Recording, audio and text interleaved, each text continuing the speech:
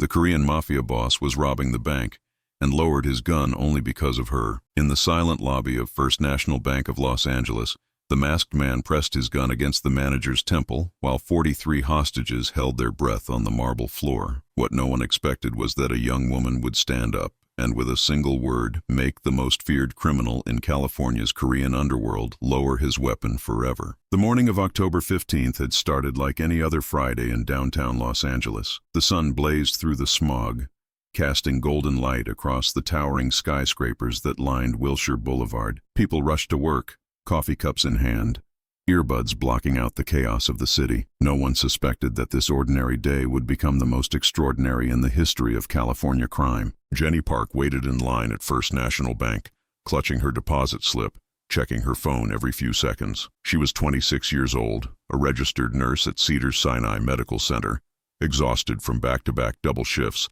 but determined to deposit her paycheck before the weekend. Her pale blue scrubs were wrinkled, her dark hair pulled back in a messy ponytail, and the bags under her eyes told the story of countless sleepless nights spent caring for others. The bank was crowded that morning. Businessmen in tailored suits tapped impatiently on their phones. Elderly couples clutched pension checks, whispering about grocery prices and grandchildren. A young mother tried desperately to calm her crying toddler while filling out a withdrawal form. The air conditioning hummed steadily, and the gentle murmur of conversation created a backdrop of normalcy that would shatter in moments. Jenny glanced at her watch. She had exactly 45 minutes before she needed to be back at the hospital for a meeting with her supervisor. Just enough time to make this deposit and grab a sandwich from the deli across the street. Her stomach growled, reminding her that she hadn't eaten anything since the stale vending machine crackers she'd scarfed down at 3 in the morning. She moved forward in line, one step closer to the teller window. The woman in front of her, a well-dressed real estate agent judging by the logo on her blazer, was arguing about some discrepancy in her account. Jenny sighed and shifted her weight from one foot to the other, trying to ease the ache in her legs from standing for 12 hours straight. That's when the glass doors exploded inward. The sound was deafening, a thunderous crash that sent shards of glass flying through the air like deadly confetti. Jenny instinctively ducked, her nursing training kicking in as she assessed the situation with clinical precision. 6 men in black tactical gear stormed through the ruined entrance, assault rifles raised, their faces hidden behind matching skull masks that seemed designed to inspire maximum terror. "Everyone on the ground, now! Phones in the center. Anyone who moves dies." The leader's voice cut through the screams like a blade. He was taller than the others, broader in the shoulders, and he moved with the fluid precision of someone who had done this many times before. His eyes, visible through the mask's narrow slits, scanned the room with cold calculation, cataloging threats and eliminating them with nothing more than his gaze. Chaos erupted. The businessman nearest the door tried to run and was immediately slammed to the ground by one of the gunmen, the butt of a rifle connecting with his skull with a sickening crack. The young mother screamed and threw herself over her child, shielding the toddler with her body. The elderly couple clung to each other, the husband's hands shaking so badly he dropped his cane. Jenny's heart hammered against her ribs as she lowered herself to the polished marble floor. The cold stone pressed against her cheek, and she could see the terrified faces of the other hostages stretched out beside her, a sea of fear and desperation. Her nurse's instinct screamed at her to help the businessman who was now bleeding from a gash on his forehead, but she forced herself to stay still. Moving now would only make things worse. The leader strode through the prone bodies like a general surveying a conquered battlefield. His boots clicked against the marble with each deliberate step, the sound echoing in the sudden silence that had fallen over the bank. He grabbed the branch manager, a balding man in his 50s named Richard Morrison according to his nameplate, by the collar and dragged him toward the vault. "Open it!" the leader commanded, pressing the gun's barrel into Morrison's skull hard enough to leave a mark. "You have 60 seconds before I start counting hostages. Every 10 seconds after that, someone dies. Understand?" Morrison nodded frantically, his face pale and slick with sweat. Yes, I understand. Please, just don't hurt anyone.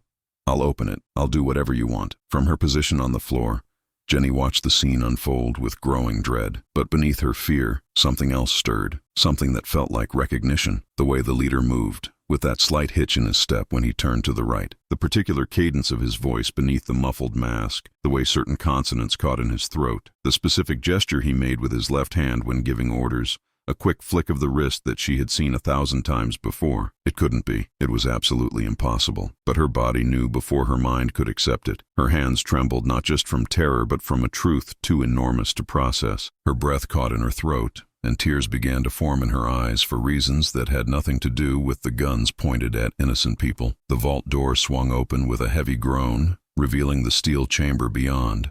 Stacks of cash lined the walls, safety deposit boxes glinted in the fluorescent light, and the two gunmen who rushed inside with duffel bags let out low whistles of appreciation. "Faster!" the leader barked. "We have 4 minutes before the silent alarm brings every cop in downtown LA. Move it." One of the hostages, a young businessman in an expensive charcoal suit, shifted slightly on the floor. Perhaps he was reaching for a hidden phone in his pocket. Perhaps he was simply trying to ease a cramp in his leg. Perhaps it was nothing more than an involuntary twitch. It didn't matter. The leader's gun swung toward him instantly, the barrel aimed directly at his face. "I said nobody moves!" The businessman froze, sweat streaming down his face, his eyes wide with terror. "Please," he whispered, his voice cracking. "I have a family, a wife, 2 daughters, Emma and Sophie. They're only 7 and 4.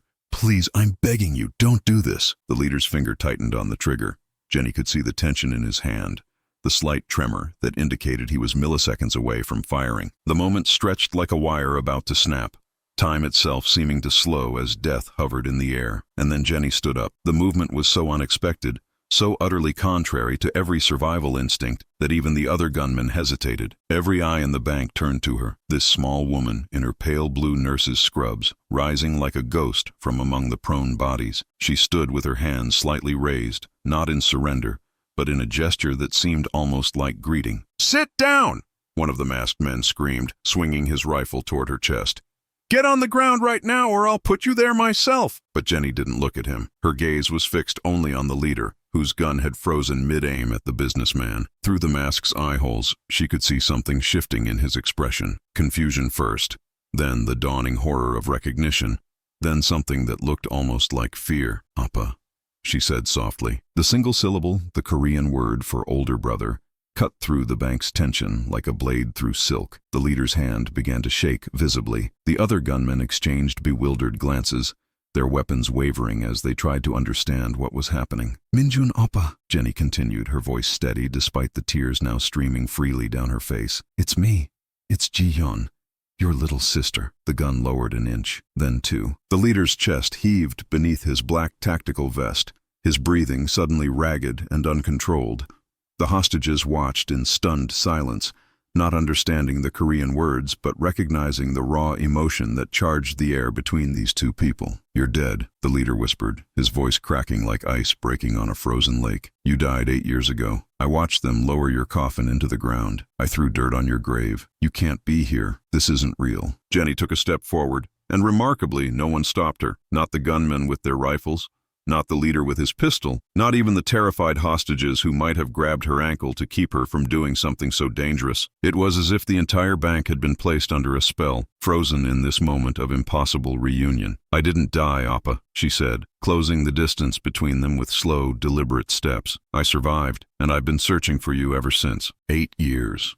8 years of believing I was alone in the world. 8 years of mourning the brother I thought I'd lost forever." The mask came off slowly, trembling fingers pulling at the fabric to reveal a face hardened by years of violence and despair. David Park, 34 years old, former promising medical student at UCLA, once destined for a career saving lives, now the head of the Black Dragon Syndicate, the most ruthless Korean-American criminal organization on the West Coast. A man wanted by the FBI for 17 armed robberies, 4 confirmed murders, and countless other crimes that had never been traced back to him. A man who was also Jenny's older brother. The hostages watched in stunned silence as the bank robbery transformed into something else entirely. This was no longer a crime in progress. This was a reunion that defied every law of probability, every expectation of how the world was supposed to work. The other 5 gunmen kept their weapons raised, uncertain, waiting for orders that weren't coming. "Boss?" one of them finally asked, his voice uncertain. "What do we do? What's happening?" David didn't answer. He couldn't take his eyes off the young woman standing before him, the sister he had mourned for nearly a decade, the sister whose supposed death had sent him spiraling into a darkness from which he had never returned, the sister whose face he saw every night in his dreams.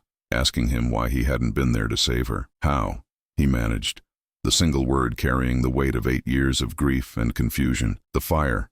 The house in Koreatown. Mom and Dad. They said everyone was gone. They showed me the bodies in the morgue. They made me identify the remains. How can you be standing here? Jenny's tears fell freely now, leaving tracks on her cheeks that glistened in the bank's fluorescent light. I wasn't home that night, Appa. Don't you remember? You told me to sleep at Grandma's place in Glendale because you had a surprise planned for my 18th birthday. You said you needed the house empty so you could set everything up. When I came back the next morning, everything was ash and smoke and fire trucks. They told me you were all dead, that there were no survivors, that my entire family had been taken from me in a single night. David's gun clattered to the marble floor. The sound echoed like a thunderclap in the silent bank, startling several of the hostages who had been holding their breath, but no one moved. No one dared to break the spell that had settled over this impossible scene. I searched for you, David breathed, his voice raw with emotion. For 2 years I searched.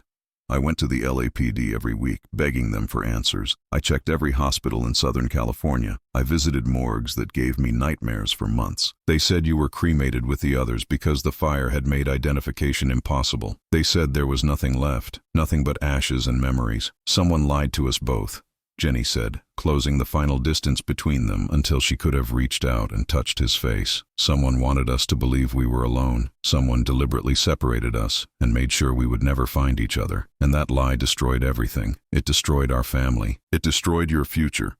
It destroyed 8 years of our lives. 8 years of separation. 8 years of grief so profound it had twisted a promising young man into a hardened criminal. 8 years that had transformed a loving older brother into a kingpin of the underworld and left a young woman forever haunted by the family she believed she had lost. But there was more, so much more, and Jenny had traveled through hell itself to reach this moment of revelation. I know who did this to us, she whispered, her voice dropping so low that only David could hear her words. I know who burned our house, who killed Mom and Dad, who made us believe we were orphans when we were both still alive. I know everything, Appa, and I'm going to tell you the truth that someone has been hiding for 8 years. David's eyes widened, a spark of something dangerous igniting in their depths. The grief was still there, the confusion, the disbelief, but now there was something else, something that looked like the first flames of a fire that would consume everything in its path. Who?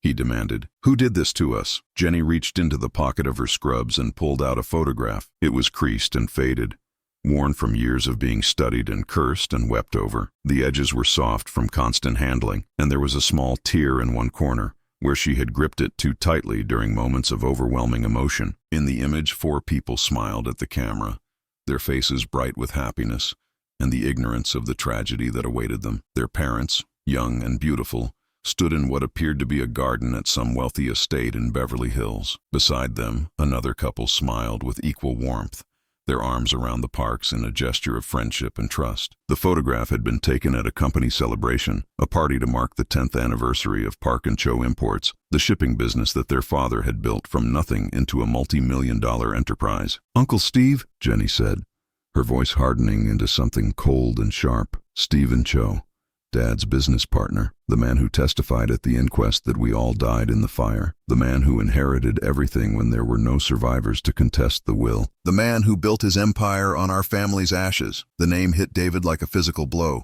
staggering him backward until he nearly tripped over one of the prone hostages. Memories crashed through his mind like waves breaking against rocks, each one more painful than the last. Uncle Steve, the friendly man who had always been there during his childhood, bringing gifts during holidays, taking him to Dodgers games, teaching him to play poker during long summer afternoons. The trusted partner who had helped their father build Park and Cho Imports from a single shipping container into a fleet that moved goods across the Pacific. The man who had wept at the memorial service, who had given a eulogy so moving that even strangers had cried, who had promised to honor his partner's memory by continuing their shared dream. No, David whispered, shaking his head in denial. Not Uncle Steve. He loved us. He loved Dad like a brother. He paid for the funeral. He set up a memorial fund in our parents' names. He couldn't have. He wouldn't have. He did, Jenny said, her voice unwavering. He planned everything.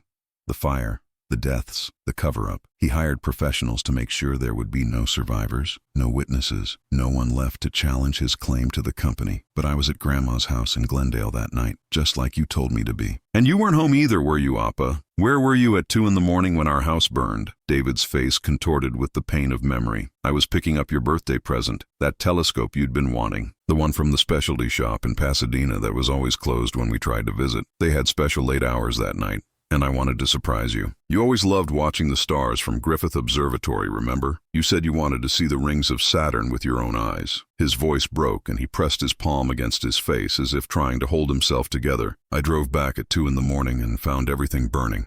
The flames were so high they lit up the whole neighborhood.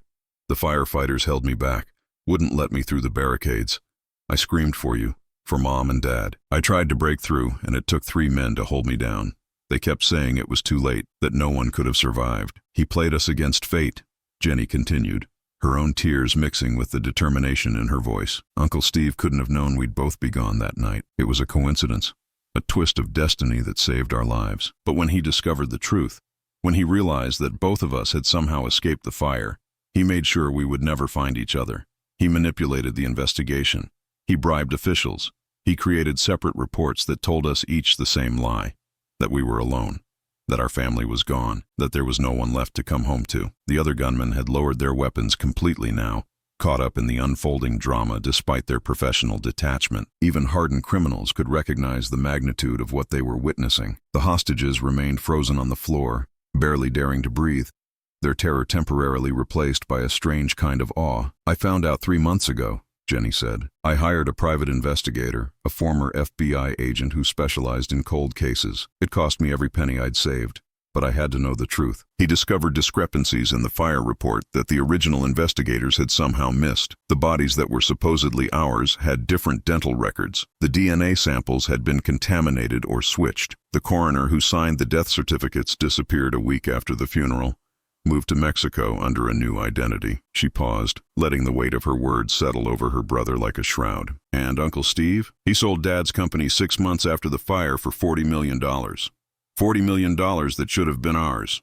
$40 million built on our parents' graves. He bought a mansion in Pacific Palisades. He married a woman 20 years younger than him. He sends his kids to private schools that cost more per year than most people make in a lifetime. And every night he sleeps peacefully in his bed, believing he got away with murder. David's hands clenched into fists so tight his knuckles turned white. The rage that had fueled his criminal empire for 8 years suddenly had a target, a focus, a name. All the violence he had committed, all the destruction he had wrought, all the darkness he had embraced, it had been born from a lie told by a man he had trusted, a man he had loved, like family. Where is he? David's voice was barely recognizable, a growl that seemed to come from somewhere deep in his chest. Where is Stephen Cho right now? That's why I'm here, Jenny said, gesturing toward the open vault behind them. I've been tracking your robberies for months, Appa. Every bank you hit, every target you chose, I analyzed them all. I knew you'd eventually come to First National. It's the only bank in Los Angeles that still handles Steve's personal accounts. He keeps his most important assets here because he trusts their security. The man who destroyed our family keeps his stolen fortune in this very vault. She pointed toward the steel chamber where the 2 gunmen stood frozen with their half-filled duffel bags. But the money doesn't matter.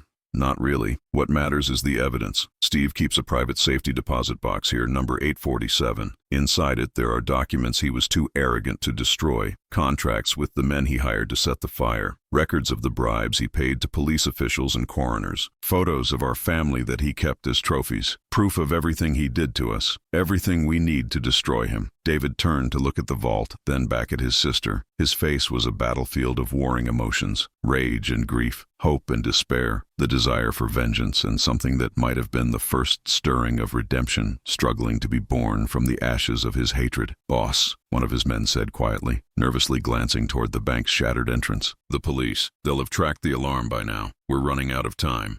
We need to make a decision. But David wasn't thinking about the police anymore. He wasn't thinking about the money in the vault, or the hostages on the floor, or the years of careful planning that had led to this robbery. He was thinking about the sister he had believed was dead, about the brother he had become in her absence, about the choice that now stood before him like a fork in a road he had been walking for 8 years.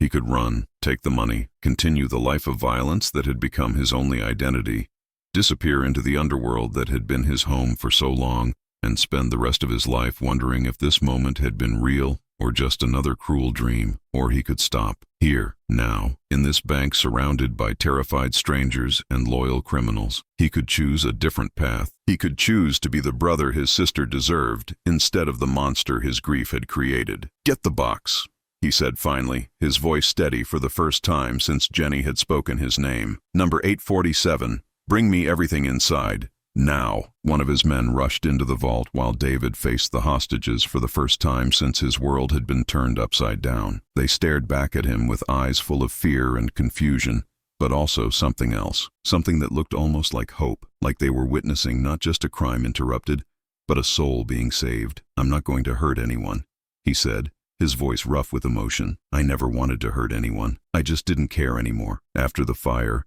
after losing everyone I loved, I stopped caring about anything, about right and wrong, about the future, about being the person my parents raised me to be. I thought I had nothing left to lose, so what did it matter what I did?" He looked at Jenny, and something in his expression softened. "I was wrong. I had something left. I just didn't know it." The gunman returned from the vault carrying a metal strongbox, which he laid at David's feet with a heavy thud. Jenny knelt and produced a small key from her pocket, a key she had spent 6 months tracking down through a labyrinth of legal records and bribed bank employees. Her hands trembled as she inserted it into the lock, and for a moment she feared it wouldn't work, that all her planning had been for nothing. The lock clicked open. Inside the box, a stack of documents confirmed everything she had said, and more. Contracts written in legal language that barely disguised their criminal intent. Photographs of their family home before and after the fire. Bank statements showing payments to men with names like J. Martinez and R. Thompson that matched the dates of the arson, and at the bottom, a handwritten note in their uncle's distinctive script that detailed his plan to eliminate the Park family and seize their assets. "It's all here," Jenny whispered, her voice breaking with emotion. "Everything we need to destroy him. Everything we need to get justice for Mom and Dad." David sank to his knees beside her, his hands reaching out to touch the documents like a blind man feeling a face he thought he'd never see again. The evidence of his family's murder lay before him in black and white, irrefutable proof that everything he had believed for 8 years was a lie. The tears came then, finally, breaking through the walls he had built to contain his grief. He wept like the 26-year-old boy he had been on the night of the fire. The boy who had dropped a telescope in the middle of the street and watched his whole world burn. He wept for his parents, murdered by a man they trusted. He wept for his sister, lost to him for 8 years because of one man's greed. He wept for himself, for the person he could have been, for the doctor he had dreamed of becoming before tragedy twisted him into something unrecognizable. Jenny wrapped her arms around him, holding her brother for the first time since they were teenagers. She remembered this, the way his shoulders shook when he cried, the sound of his breathing when he was trying to be strong, the feeling of safety she had always found in his presence, even now, even in this bank surrounded by criminals and hostages and the distant wail of approaching sirens. "I became a monster," David choked out, his face pressed against her shoulder. "I hurt so many people. I did things that can never be forgiven. I can't take any of it back.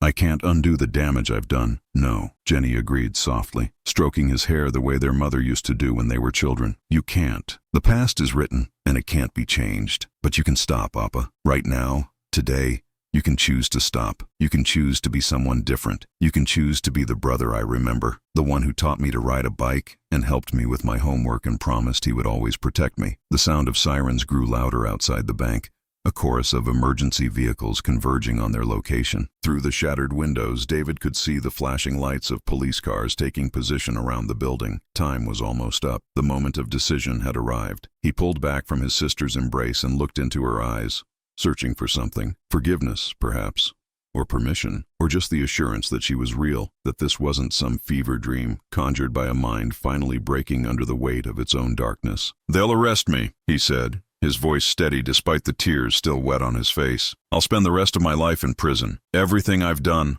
all the crimes I've committed, there's no escape from that. You know that, right?" "Maybe," Jenny said, "but you'll spend it knowing the truth, knowing you're not alone. Knowing that the man who destroyed our family will be in a cell right next to yours, and knowing that I'll be there, Appa. Every visiting day, every parole hearing, every moment you need me, I'll be there. Because you're my brother, and I just got you back, and I'm never letting go again." She held up the documents from the safety deposit box, the evidence that would bring down Stephen Cho and avenge their parents' murder. This evidence doesn't just prove what Uncle Steve did to us. My investigator found connections to 4 other suspicious deaths over the past 20 years. Business rivals who got in his way, partners who wanted out, people who threatened to expose his secrets. He's not just the man who killed our parents. He's a serial killer hiding behind corporate legitimacy, using his wealth and influence to eliminate anyone who stands between him and what he wants. Her voice hardened with determination. When this comes out, he loses everything. His money, his reputation, his freedom, his family. Everything he built on our parents' graves will crumble to dust, and the world will finally know the truth about what he did to the Parks. David looked at the open vault, at the money his men had been stuffing into bags, at the terrified hostages who had witnessed everything. Then he looked at his sister, the only family he had left, the person he would have died for a decade ago, the person he had believed was dead, the person who had somehow, impossibly found her way back to him. He thought about their parents, about the lessons they had tried to teach him before their lives were cut short, about the man they had hoped he would become, a doctor, a healer, someone who saved lives instead of destroying them. "Tell the others to put down their weapons," he said finally, his voice carrying a weight of finality. "It's over." The surrender took the LAPD completely by surprise. They had been preparing for a violent standoff, setting up perimeters and calling in SWAT teams and negotiators. The FBI had been notified, and hostage rescue protocols were being activated across the city. Everyone expected this to end in blood. Instead, they found 6 men kneeling on the marble floor with their hands behind their heads, surrounded by 43 unharmed hostages and a young nurse who clutched a metal box like it contained the secrets of the universe, which, in a way, it did. The arrest of David Park made national headlines within hours. Cable news networks interrupted their regular programming to cover the story of the Korean crime boss who had surrendered peacefully in the middle of an armed robbery. Reporters speculated endlessly about what could have caused such a dramatic change of heart. Experts debated the psychology of criminal behavior. Social media exploded with theories and rumors and wild speculation. But the real story, the story of 2 siblings separated by tragedy and reunited by fate, wouldn't emerge until days later, and when it did, it would shake the foundations of California's business elite. The arrest of Stephen Cho came 3 days after the bank robbery. FBI agents descended on his Pacific Palisades mansion at dawn, waking his wife and children with the sound of doors being broken down and commands being shouted. They found him in his study, trying desperately to shred documents that had already been copied and cataloged by investigators. The evidence from the safety deposit box had led to a cascade of discoveries. Bank records revealed a pattern of suspicious payments stretching back 2 decades. Former employees came forward with stories of intimidation and bribery. The Mexican coroner who had fled after the Park fire was located and extradited, his testimony providing crucial details about how the bodies had been misidentified.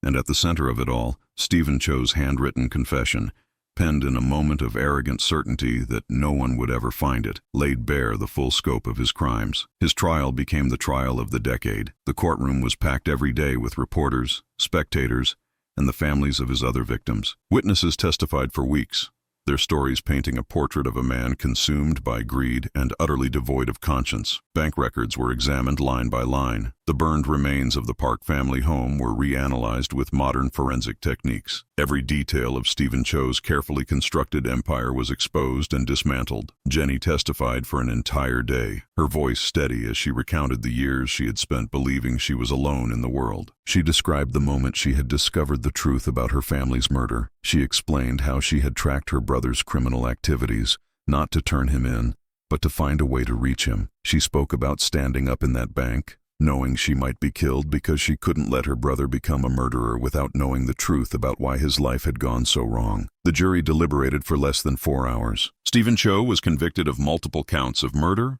fraud, arson, and conspiracy. The judge, visibly moved by the testimony he had heard, sentenced him to 6 consecutive life terms without the possibility of parole. He would die in prison, surrounded by the same walls that now held the nephew whose life he had destroyed. David's trial was different. Federal prosecutors argued for the maximum sentence, citing his years of violent crime and the terror he had inflicted on innocent people. They presented evidence of the robberies, the murders, the criminal empire he had built and ruled with an iron fist. They demanded justice for his victims, regardless of the circumstances that had created him. But the defense presented a different story. Character witnesses testified about the brother David had been before the fire, the promising medical student who had volunteered at free clinics and dreamed of working with Doctors Without Borders. Psychological experts explained the devastating effects of traumatic grief, how the sudden loss of everything he loved had shattered his mind and moral compass. They argued that David Park had not chosen to become a criminal. He had been driven to it by a lie so cruel that it had destroyed his ability to see any other path. And Jenny testified again. For 3 hours, she sat on the witness stand and told the story of 2 siblings torn apart by greed and evil. She described the boy who had protected her throughout their childhood, who had worked 2 jobs to help their parents pay for her piano lessons, who had told her to sleep at their grandmother's house on the night that would have killed them both. "He's not the monster he became," she said, her voice thick with emotion but unwavering in its conviction. "He's the brother I remember, the brother I love, the brother who saved my life without even knowing it. He just got lost in the darkness, and I believe, with all my heart, that he deserves the chance to find his way back to the light." The judge deliberated for 2 weeks, reviewing every piece of evidence, every testimony, every argument from both sides. The case had no precedent. There was no legal framework for what had happened to David Park, no established protocol for how to weigh the trauma of losing everything against the crimes committed in the aftermath. In the end, David received 20 years in federal prison. It was less than the prosecution had demanded, more than the defense had hoped for. But it came with a possibility of parole after 12 years, contingent on good behavior and successful completion of intensive psychological treatment. The day the sentence was announced, Jenny was sitting in the front row of the courtroom. When the judge read the verdict, she wept, not with grief or disappointment, but with something that felt almost like hope. 12 years was a long time, but it wasn't forever, and forever was what she had been facing when she walked into that bank. The first year of David's incarceration was the hardest. He was placed in a maximum security facility, surrounded by men who had committed crimes as terrible as his own. The fame of his case made him a target, and he spent his first months fighting off challenges from other inmates who wanted to prove themselves against the legendary crime boss. But gradually, things changed. The psychological treatment began to take effect, helping him process the trauma that had been festering for nearly a decade. He started taking classes, earning his GED, and then enrolling in college courses offered through the prison system. He joined a rehabilitation program and began mentoring younger inmates, trying to steer them away from the path he had walked. Jenny visited every week without fail. She would sit across from her brother in the prison visitation room and talk about everything and nothing, about the life she was building outside these walls, about the patients she helped at the hospital, about the stars she still watched through a telescope she had bought herself, the one their grandmother had helped her pick out after their parents died. "I named a star after Mom and Dad," she told him during one visit, a soft smile on her face, "through one of those registry services. It's in the Andromeda Galaxy, about 2.5 million light-years away. You can see it from Griffith Observatory on clear nights, if you know where to look." David's eyes glistened with tears he refused to let fall. "Will you show me? When I get out, I'll show you everything," she promised, reaching across the table to squeeze his hand. "We have so many years to catch up on, Appa, so many stories to share, so many memories to make. This isn't the end of our story. It's just a chapter we have to get through." The seasons changed.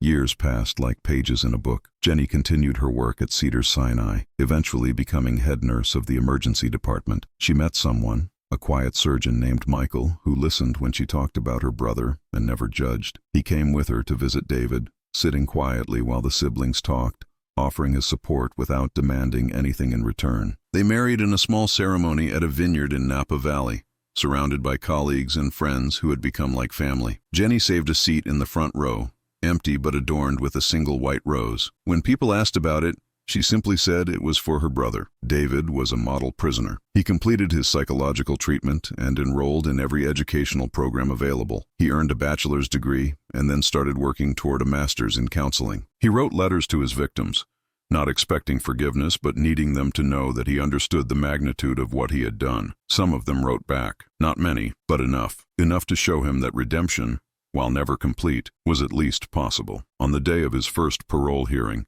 Jenny sat in the gallery with Michael beside her. She had prepared a statement, a carefully written document that outlined all the reasons her brother deserved a second chance. But when they called her to speak, she set the papers aside and spoke from her heart. 12 years ago, my brother was a broken man who had lost everything he loved and believed he had nothing left to live for. He made terrible choices.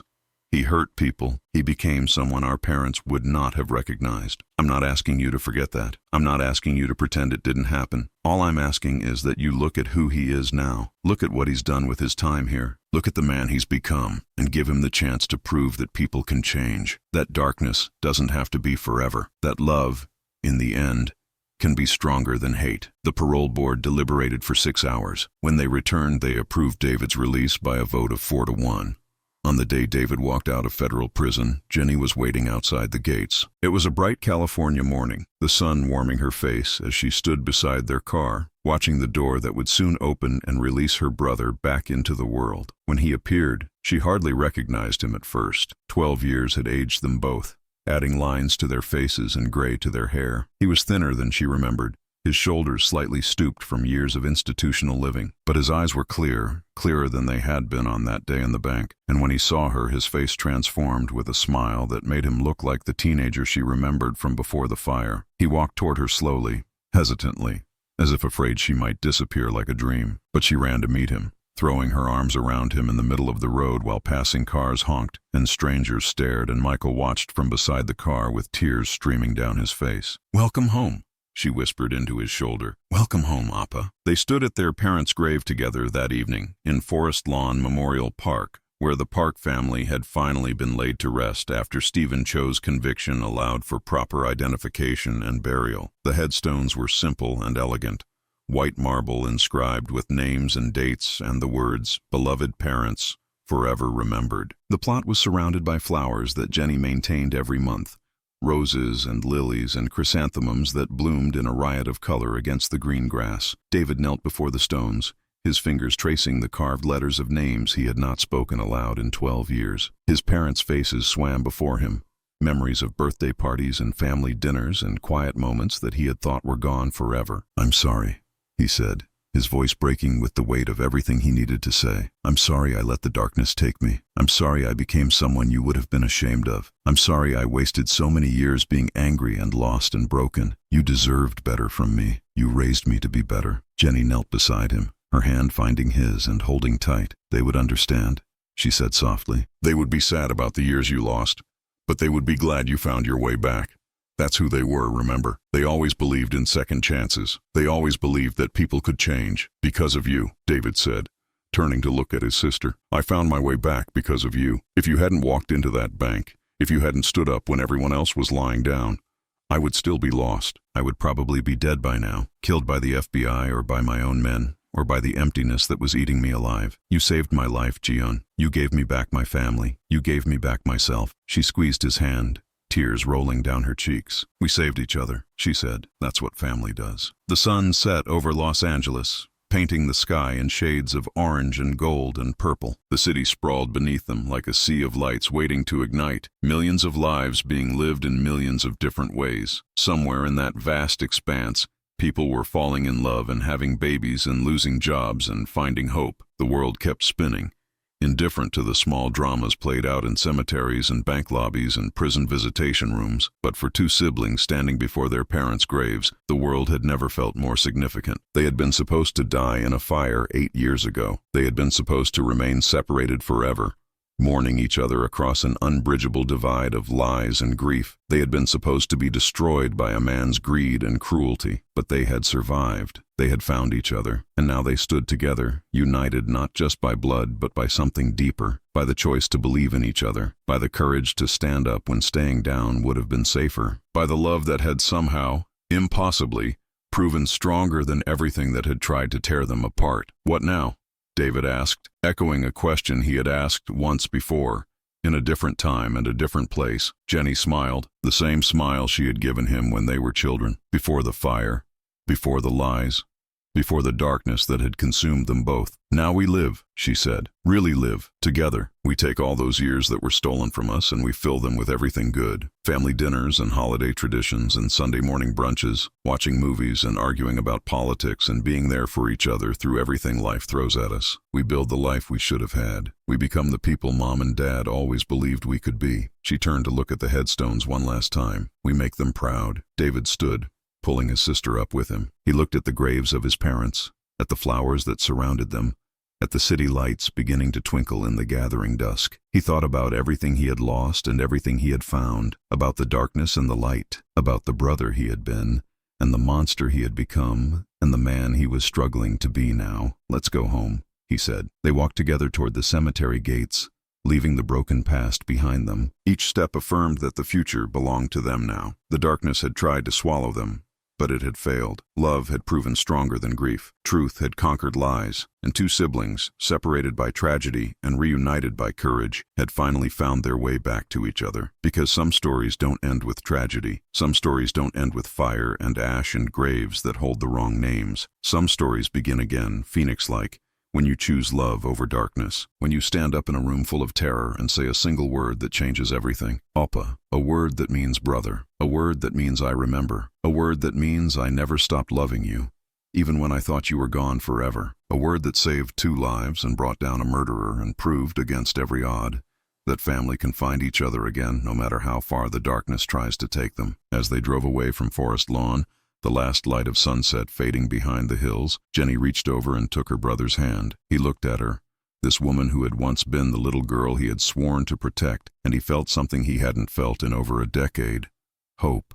Not the desperate, grasping hope of a man with nothing to lose, but the quiet, steady hope of someone who has been through the fire and emerged, scarred but alive, on the other side. The hope that tomorrow would be better than today, that the future held more than just survival, that redemption, though never complete, was at least possible. "Thank you," he said quietly. Jenny smiled. "That's what sisters are for." And as the car disappeared into the Los Angeles night, carrying 2 people who had been through hell and back to find each other, the stars began to appear overhead, millions of them, scattered across the infinite darkness of space. Somewhere among them, 2.5 million light-years away, a star in the Andromeda Galaxy bore the names of 2 parents who had died too soon, but their children lived on, together, finally, forever. If you enjoyed this story, don't forget to subscribe to the channel for more videos like this.